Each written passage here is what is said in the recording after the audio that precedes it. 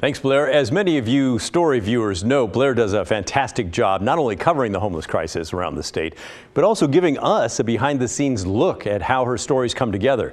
This story obviously required a trip out west, but as you'll soon see, you don't necessarily find what you're looking for every step of the way. All right, so we've arrived in Seaside. We're driving around trying to find people experiencing homelessness. It's not as in your face as, say, in more urban areas like Portland. You don't see a lot of tents on the sidewalk, even RVs really. We did find a homeless group hanging out outside Safeway. They were dropping off cans. We talked with them for a while and they told us that everyone camps in the woods here right behind me at what's called Mill Ponds. They tell me you have to get a permit to have a tent there and that there's about 30 people in this large campsite behind me. So we're gonna go check it out. All right, so turns out that was the wrong location. We walked back into that camp and talked with a homeless guy there and he told us that that was private property. He said he didn't live at that campsite, but he told us where to go to find this larger campsite that the city allows homeless people to camp on. So we're headed there now. So we found the Mill Pond camp. It's right past these gates. It kind of spreads out into there. There typically is about 30 homeless tent sites set up. There was less than that today because a lot of them are moving their campsites due to the king tides that are coming this weekend.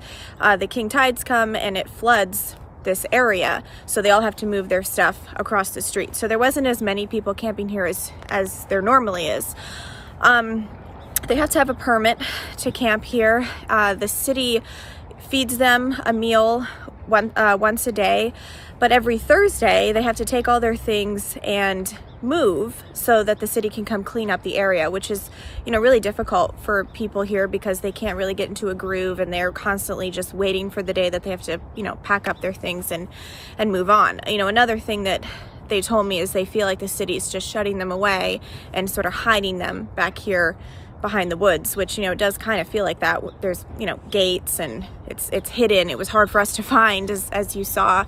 So yeah, it's just interesting that this is where Seaside is putting a majority of their homeless campers. So when we got to this campsite, there was a group of people from this behavioral health center and they're just very grassroots. 3 people, one of them's a nurse, and they go around and they just check in on homeless people. They're sort of like outreach workers, if you will. And they told me that, some of the shelters around here don't have enough funding to open and function all year round. They only have, about 90 days a year that they can open their doors. So they have to pick, what time of year that they do that. So obviously they choose the, hottest or the coldest nights of the years to open. So it's just, it doesn't feel like there's a reliable and stable functioning system here in Seaside for people experiencing homelessness. And it just begs the question, why aren't they included on the governor's homelessness state of emergency when it feels like areas like this have the least amount of resources?